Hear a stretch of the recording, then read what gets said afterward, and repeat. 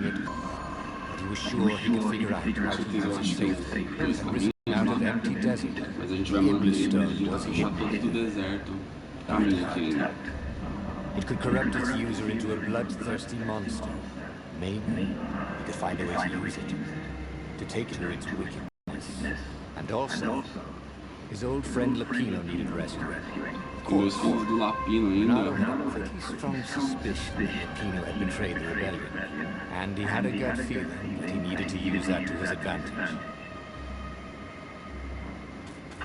Vamos pro deserto. The island was windswept desert. Cortando, né? Sem contar que aqui foi o lugar que eu upei mais rápido. E matei mais gente também.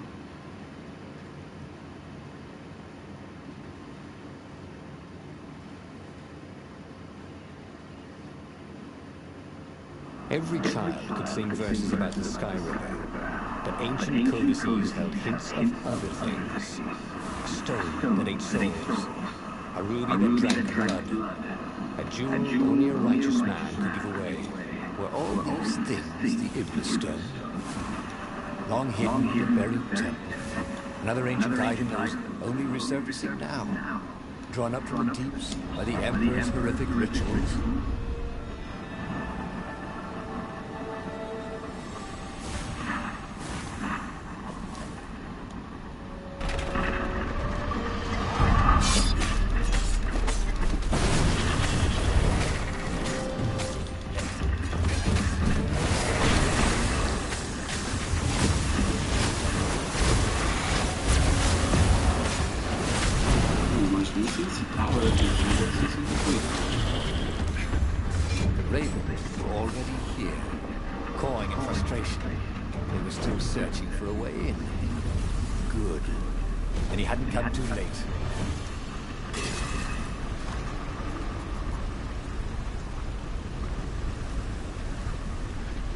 Energia máxima, vida máxima. Esse aumento de distância é legal.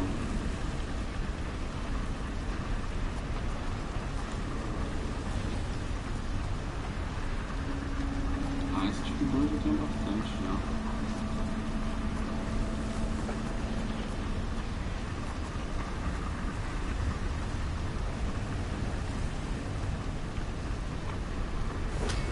Isso é bom.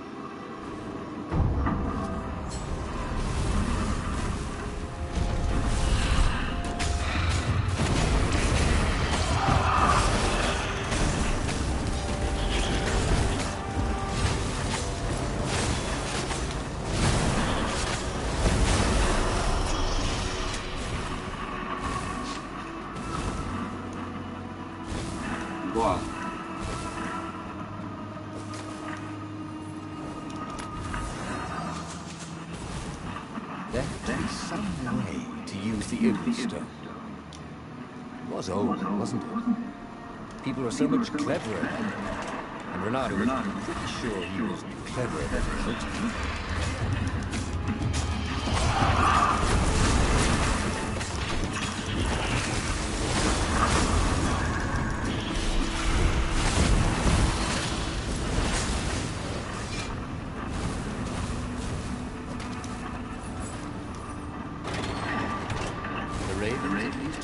past this point. Obviously, the temple builders knew how to deal with tomb raiders.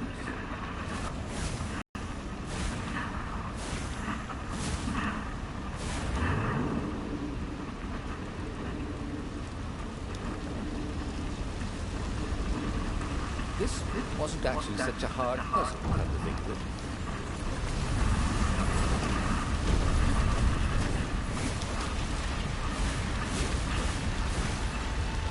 It was a stone of the purest. Faz o mesmo caminho que a gente fez da outra. It reflected no light, like a void made solid.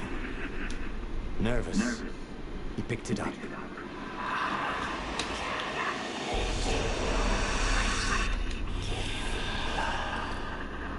It was the stone, eager, thirsty.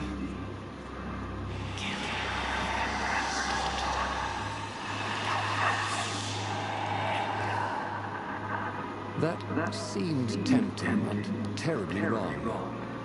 Zenobia was the Emperor's greatest general and a potent witch. But they had been close once, and he had a sneaking suspicion the gem would try to control him.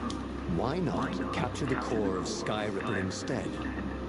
It was the eye of the lost god torn out by the transcendent Emperor to power his greatest weapon. Said the stone anxiously.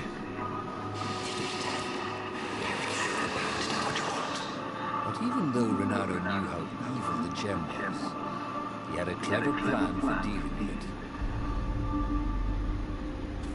The stone bothered him. He hated being told what to do. Wasn't that why he joined the rebellion? Wasn't that why he did? Bora. Fazer o mesmo caminho para alterar o fim.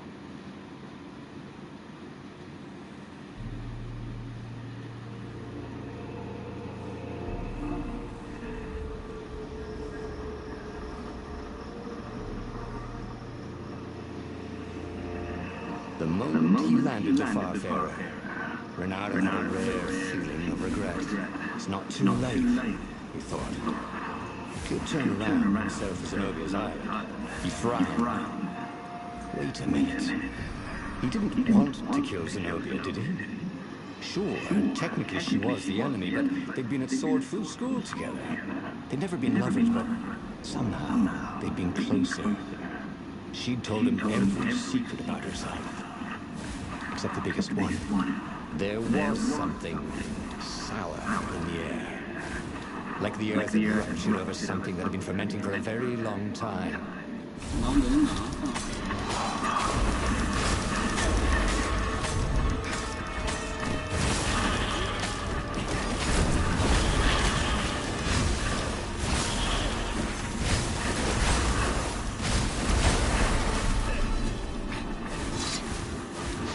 The stone hadn't lied about what it could do for him.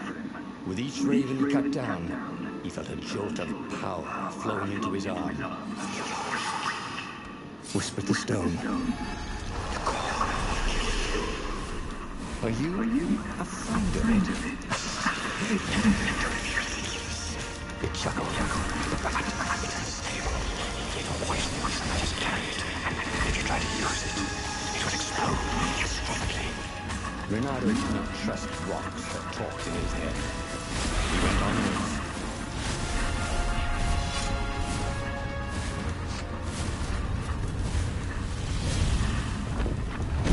As he approached the core, the stone became hysterical.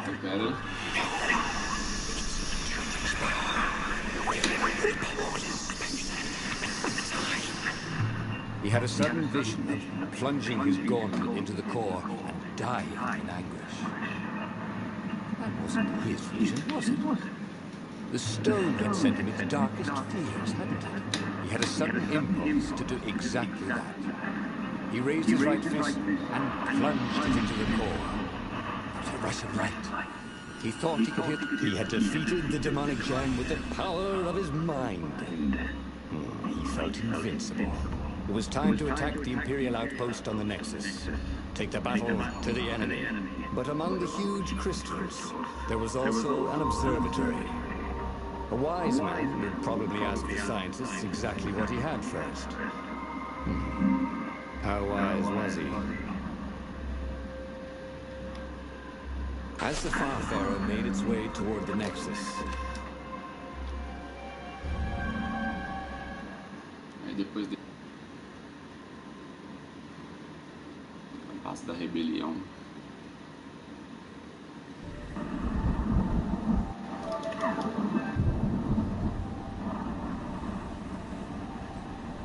see? He'd trusted his gut, and it had worked out. That's what it meant to be a hero. To ignore the naysayers and the odd-makers, and do what you knew was right, and have it turn out to be the right thing. Well, he wasn't worried. Once he got to the observatory, the scientist Toads could explain it. Then he could carry the war into the enemy's camp and destroy them all. Dear, he was getting a little bloodthirsty, wasn't he?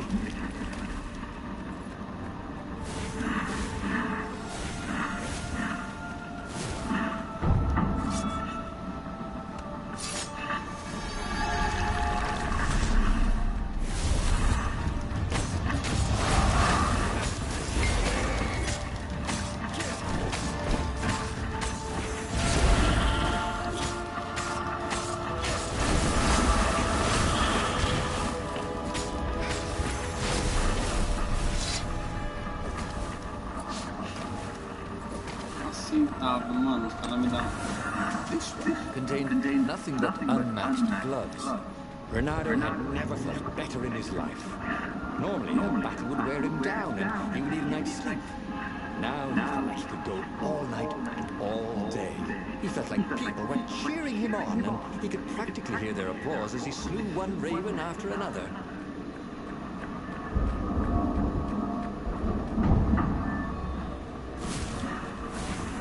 The Iblis Stone and the Sky River. Two artifacts from the time of legends. Renato was becoming a legendary hero, wasn't he? He had enough power to save the rebellion, but he had to understand this power, so he would not misuse it.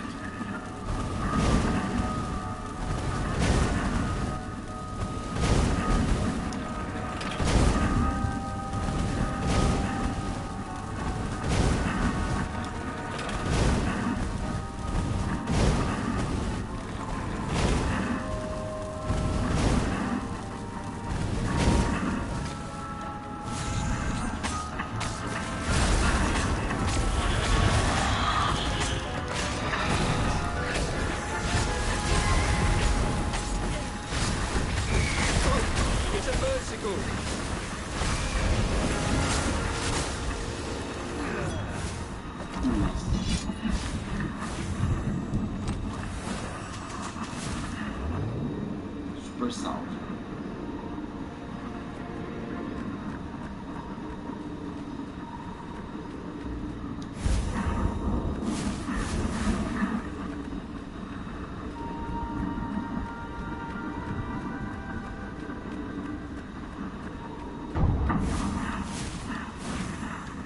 The Toads at the observatory measured the stone with their occult devices.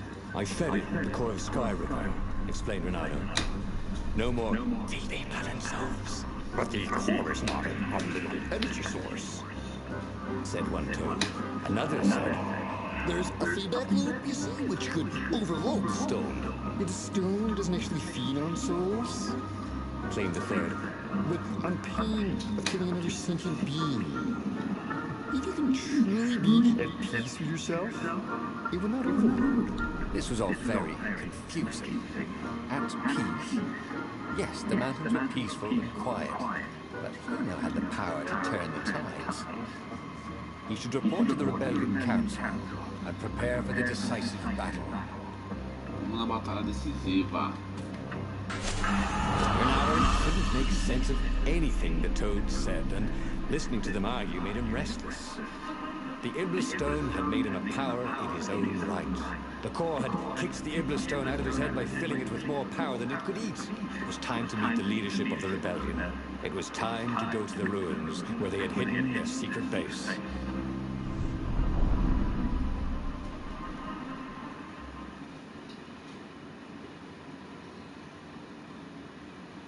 Base.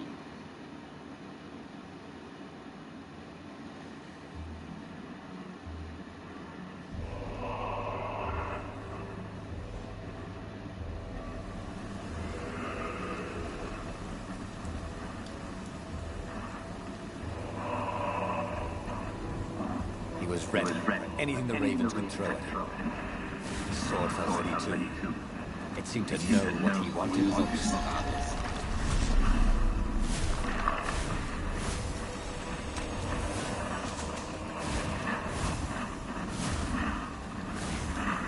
A única coisa que eu não gosto dessas ruínas é aquele bicho lá, que não dá XP e morre. Story time. Caught the lead raven. Now we'll never find out how it ended.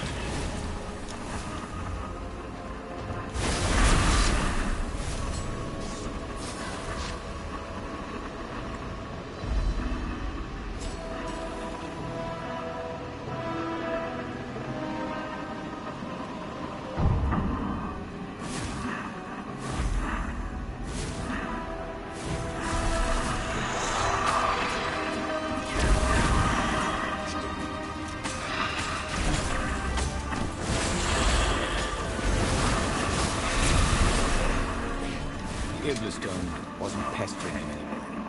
Good. He didn't want to chit-chat with anybody. He didn't want to think about Zenobia or Lapino. He just wanted to fight.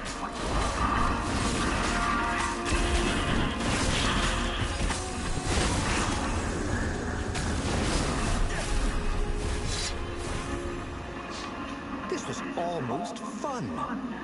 Pain of killing another sentient being? What was that dude talking about anyway? He felt no pain, only pleasure as each filthy raven fell by his sword in the stone grove, brighter and brighter. All the while, those voices were cheering him on, like he was in the arena, winning bout after bout.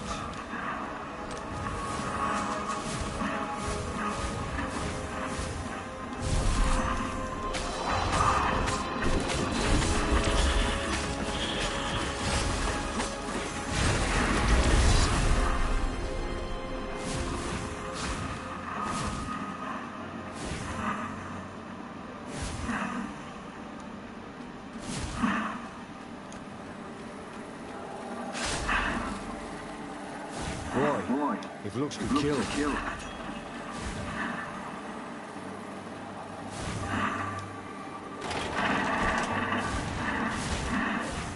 The long stairs.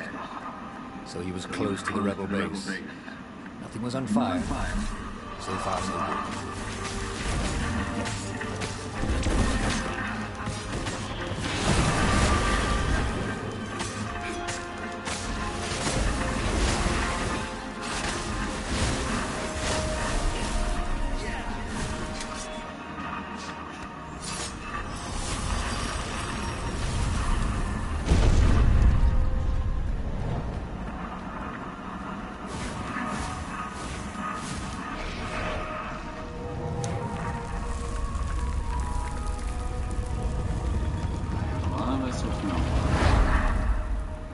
He slew and slew across the ruins and into the labyrinth that hid the secret rebel base. He was surprised not to see any defenders or even any of the council toads. When he reached the council chambers, there were still no toads, only filthy ravens. Stop him! He's gone mad! One raven shouted until he had hacked them all down. There was not a single toad anywhere. No doubt, they'd all been taken prisoner, so it was up to him to take revenge upon the Imperial fleet. But where had they taken the council? It couldn't be good that the Empire had not only found the secret rebel base, but killed or captured everyone there. No matter. He was on a roll. He headed full speed towards the Imperial fleet. He would be the fox who took down 100 warships. He charged.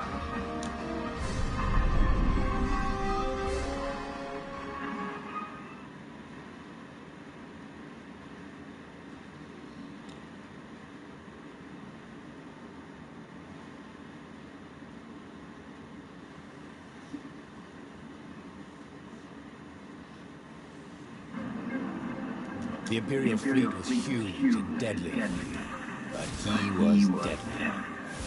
A crowd was cheering him on. He could practically hear it. Bernardo, the hero of the rebellion.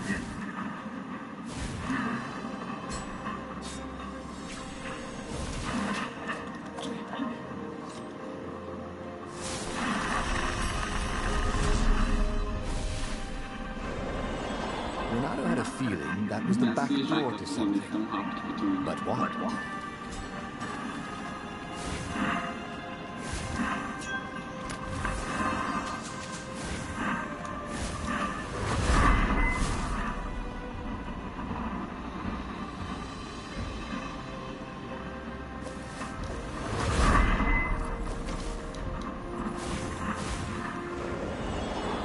Mentira.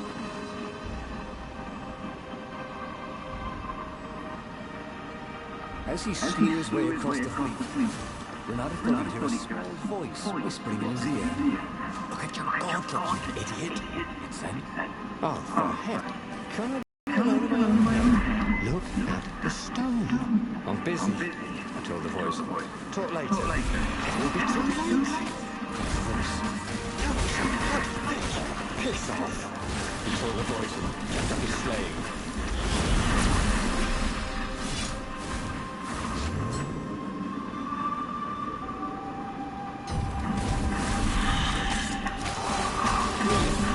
Lovely. Hold up, hold.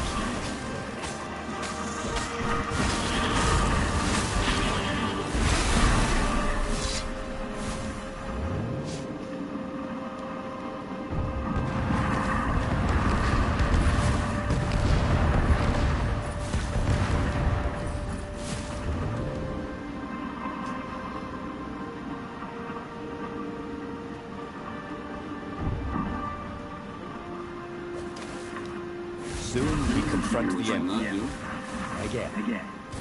This time, he'd make an end of it. He'd screwed up last time, but he had a good feeling about this time.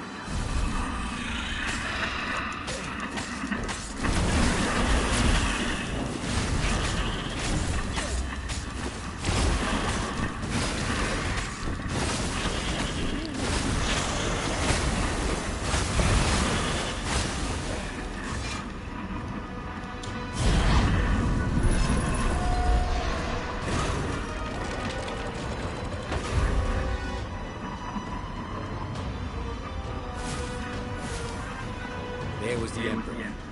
Renato cut down his elite guard. The exalted Toad cowered fearfully. He had sought to evade death and only made death come to him faster. Renato savored the moment. Then, too quick, it was over. He stood over the dead Emperor. Death to tyranny! He shouted. Go, House, go! Zenobia stepped out of the shadows. You have to stop, she said. You've killed everyone. Our ravens, your rebels. You murdered the whole rebel council. What? And the ravens killed the council. Yeah, big idiot. They don't even know what the secret base is. Shouted at Pino, who was with her for some reason. Look at the stone, said Zenobia. It was black as night. Blacker. But I fed it the core, said Renato. It was glowing. Well, who needs a core? He said, and he attacked. Zenobia conjured her best, and Lapino hopped around like a mad rabbit, but he killed them both easily. I am unstoppable, he orated at the blood-soaked walls. I alone shall be emperor. The tiny voice inside him screamed, that doesn't even sound like you big fanny. The stone has stolen your mind. But he ignored it. Who listens to voices in their heads anyway? Madman, that's who. É.